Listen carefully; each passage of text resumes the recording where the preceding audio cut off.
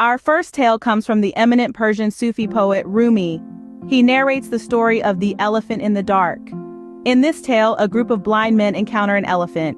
Each one touches a different part of the elephant, and based on their limited perspective, describes it in a different way.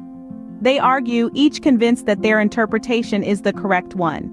A wise man intervenes, explaining that each of them is partially correct, but none can comprehend the entirety of the elephant.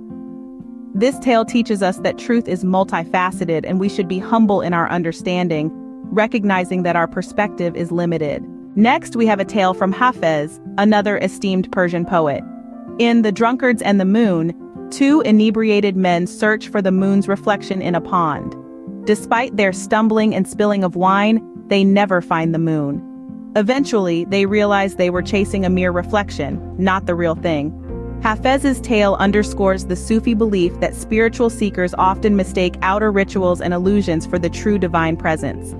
Then we have The Marketplace of Unity, a tale from the distinguished Andalusian Sufi philosopher Ibn Arabi. He visualizes a marketplace where people of different faiths and beliefs gather. Each trader sells unique wares, symbolizing their own religious traditions.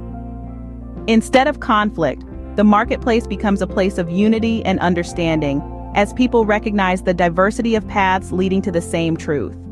Our fourth tale, The Conference of the Birds, is by Farid ud-Din Attar, a Persian Sufi poet. It's about a group of birds on a spiritual quest to find their king, the 𝐶𝐚𝐟𝐞𝐳'𝐬. They face many trials and tribulations, and many fall by the wayside. In the end, only a few reach their destination, only to discover they and the 𝐶𝐚𝐟𝐞𝐳'𝐬 are one.